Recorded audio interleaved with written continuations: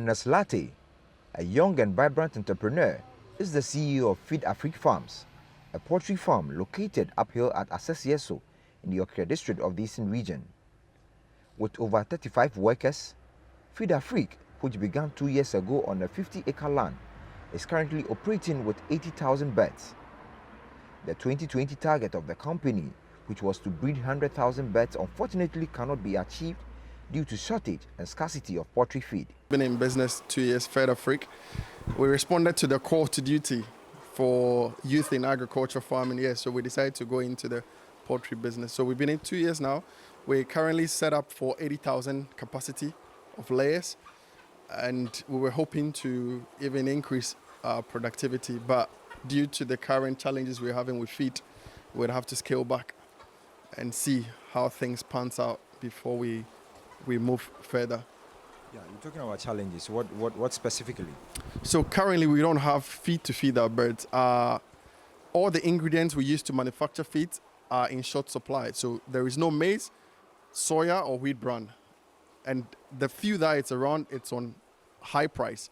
Tete Jejom operates a 60,000 bird farm, Bodvich Kids Farms, also here at Asesseso. And just like Ernest, he's also rationing feed for his birds. We have about 60,000 birds on the farm, and we have about 35 full-time workers. Yeah. Just recently, getting or procuring raw materials has become very, very challenging. I mean, we are in the south and we are procuring maize from all the way Tamale, just because we don't have any around. So it's been a very stressful about 2 months, and things keep increasing and there's no end in sight. That's the dangerous part of it, that there's no end in sight. These challenges are not peculiar to large-scale poultry farmers, but also small-scale farmers are feeling the heat. Amatey Richmond operates 3,000 birds from here at Migrozo Farms, and is also not a happy man. Somewhere, I guess it was okay. Getting to September, October, November, this 3 months has been so crazy. I mean, the things have increased, and with the exception of it, with the increment of the cost, the goods to, you don't even get it. You don't get it at all. You don't even get it. For you to get it, so nowadays when you go, you just ask, do you have soya? They say, yeah, you have soya. You don't even ask the price. You just take it. Because even if you ask the price, whether the price is 500 cedis, 200 cedis, or whatever the price is, you still need it for the best. So you don't even look at the cost. The only thing that you do, when you get it, then you buy, you take it. After you take it, they say it's 200 cedis, 2.1, then you take it like that. But initially, we were buying it around 1.4. That was somewhere, I guess thereabouts, we were buying it around 1.4. But now, as I'm talking to you right now, we are buying soya around 200 cedis. 50 kg of maize, which was sold on the market for 58 Ghana cedis 2 months ago, is now being sold twice the amount. Same as wheat and soya, which are the most important commodity for these poultry farmers. The Ministry of Food and Agriculture, on several platforms, has reiterated a bumper stock of maize due to its flagship programs carried out over the years. But what do these farmers make of this? Maize has gone from 58 cedis. Maize has gone from 58 cedis to 105 for a 50 kg bag. Soya has gone from 140 to 180 per bag. Wheat bran, which we used to buy at 18, is now at 24, 25 cedis per the 25 kg. And this is costing us. It's an unplanned cost. And not to talk about the money, you don't even have the availability. So as a farmer, I want to wake up with feed in my warehouse to feed my birds. So the situation is not getting better, it's getting worse.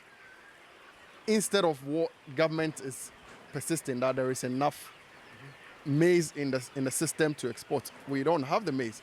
Normally, when it comes to such things concerning the ministry and they play with our minds in a way that they play politics.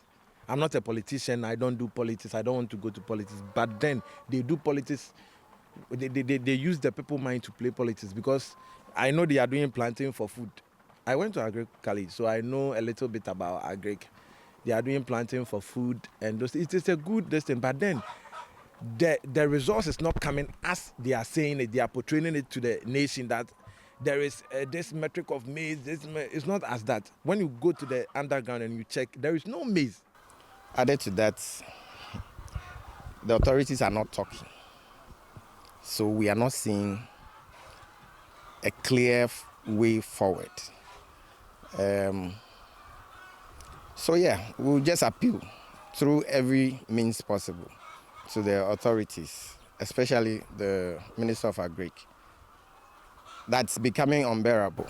The situation, according to these farmers, has become dire and have already begun selling off their birds. But due to some crisis and increase of soya, maize, even with the exception of the increments, you don't even get the thing to buy.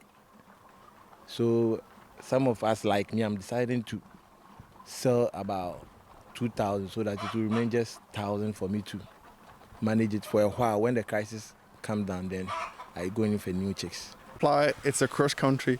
We have customers from Bandai, Rara, Ashaiman, and Somenya. So indirectly, we're employing almost up to 40 people, and our direct employees is 32 currently on this farm. And with the labor force, we don't know if this situation persists. As we are selling off our beds, we might have to lay some off just to keep the budget going. The only option to help them stay in business, provide support for their workers and family is for government to open the borders and allow importation of that critical commodity they need to feed their birds. If the maize is in the buffer stock, then we're pleading with them to release it to the market. If it's not there, then the other option is for them to lift the import ban on maize so we can bring maize in to feed our birds, because the current situation is becoming dire. Farmers are selling off their birds.